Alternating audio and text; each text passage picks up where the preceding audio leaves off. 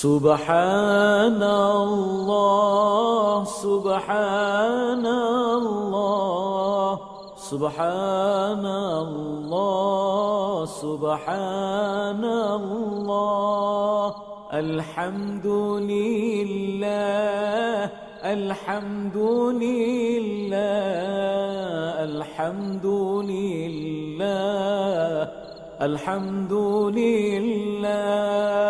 Allahu Akbar, Allahu Akbar, Allahu Akbar, Allahu Akbar. Maka lazimkan olehmu memelihara pendengar engkau, memelihara telingamu. Pendengar itu maksudnya jaga telinga awak daripada perkataan yang keji dan yang sia-sia, kerana mereka yang menuntut dengar bersekutu ia dengan mereka yang berkata-kata. Dengar. Orang yang dengar, orang yang mengupak orang. Maka orang ni dikira bersekutu dengan orang berkata. Seolah-olah kita setuju dengan orang itu mengupak orang, maka kita juga dosa sekali dengan dia. Kalau tak setuju nak macam mana? Lari selalu. Awak nak mengupak, tak mahu saya. Haram, jangan buat. Boleh tak boleh kita lari. Ini tidak. Kalau orang nak mengupak, beres lalu. Kalau orang nak nasihat, pakat lari habis. Jadi orang yang mendengar itu bersekutu ia dengan orang yang berkata-kata pada dosa perkataan yang haram itu. Jadi sama taraf. Dan lagi pula bahawasanya mendengar perkataan yang sia-sia dan keji itu mendatangkan was-was ke dalam hati. Jadi banyak benda yang tak faedah bila kita dengar benda-benda yang macam ni. Dan ketahui olehmu bahawasanya perkataan yang didengar itu seperti makanan. Tengok. Ini ditulis bandingan perkataan dengan makanan. Teliti baik-baik. Dengar betul-betul. Perkataan yang didengar itu seperti makanan. Makanan yang kita makan ni setengahnya memberi manfaat dan setengahnya memberi mudarat. Betul ke tidak? Ada makanan manfaat, zat yang baik, lazat lagi sedap. Ada setengah makanan itu manfaat tidak ada, mudarat lagi ada.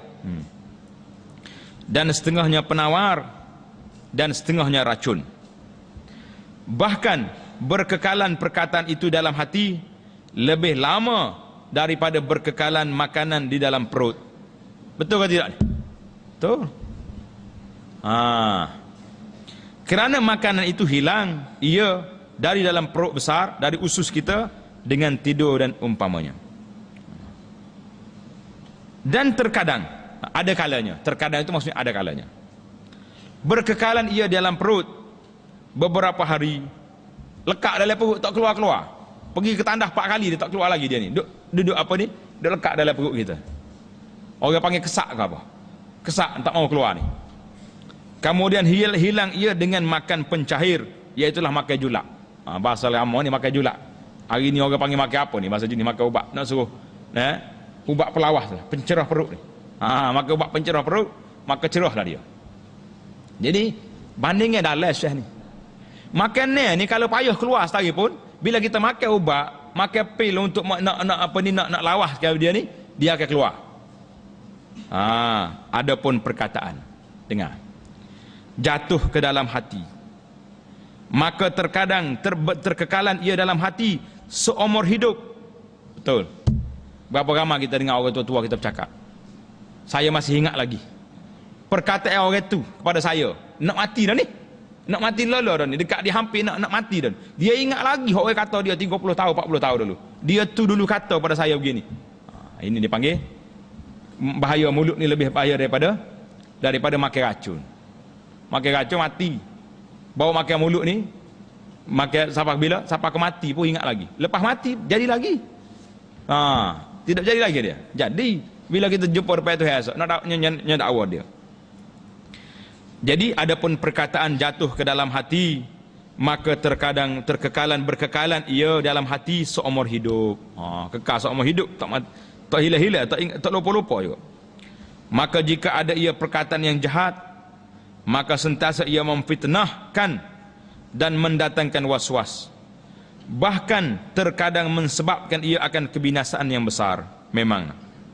Karena itulah tuan-tuan, Muslimin dan muslimat, para pelajar sekalian, kena ingat bahawa bila kita bercakap, kita kena hati-hati. Lebih-lebih lagi kalau kita buat tuduhan kepada orang. Hari ni orang buat tuduhan main-main, senang-senang. Oh, awak jangan pergi pak dia tu. Ustaz tu gini. Dia buat tuduhan. Dia tak pernah jumpa apa padahalnya. Duduk apa ni perli, duduk nganyi, duduk buat macam-macam tuduhan palsu. Maka semua ni kita jangan dengar. Kalau dengar orang duk mengajar, dia duk buat tuduhan ke orang ni, tak payah pergi. Ustaz ni bukan nak mengajar orang, nak mengacar ni. Jadi boleh kata ustaz tolong juga supaya orang lain juga. Kalau duk mengajar masyarakat suruh berkelahi. Ustaz apa lagi tu? Maka hendaklah bersungguh-sungguh orang yang berakal pada memelihara pendengarannya. Jadi orang kalau mau ada akal, kita nak ada akal ke tak ada akal? Dia tak kata kalau mau ada otak. Pasal apa cuaca ni tak kata kalau mau ada otak? Hei orang yang ada otak, suruh mikir. Lembu ada otak tak? Ada. Kambing? Ada otak. Udang pun ada otak. Otak duduk mana? Otak ada bahaya lagi. Tapi dia tak kata ada otak, dia kata ada akal. Wahai orang yang ada akal, hendaklah bersungguh-sungguh orang yang berakal pada memelihara pendengarnya dan segala anggotanya dengar betul-betul sebelum ditanya daripadanya pada hari kiamat nanti.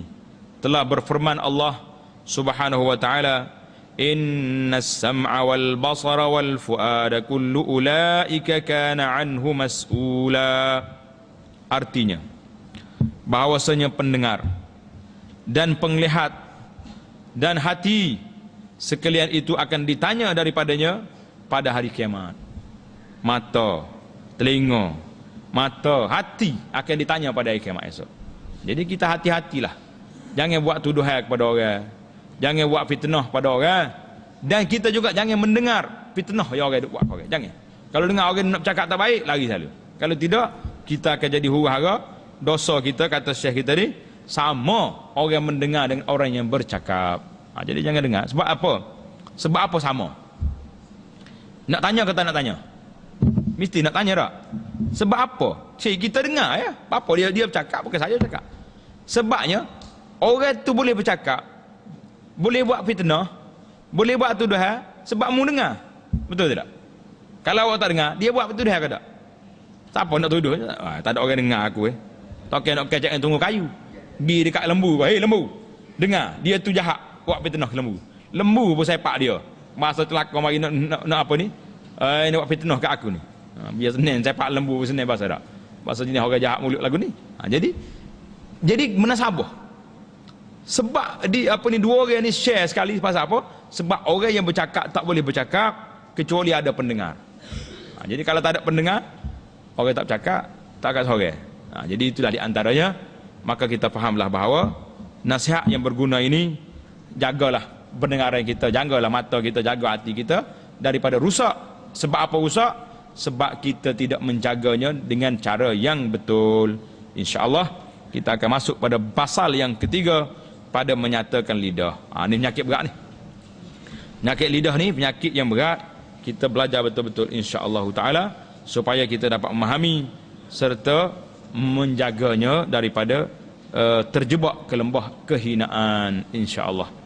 Subhanakallahumma bihamdika asyhadu an la ilaha illa anta astaghfiruka wa atubu ilaik. Wa sallallahu ala nabiyyina Muhammadin wa ala alihi washabihi ajma'in. Walhamdulillahi rabbil alamin.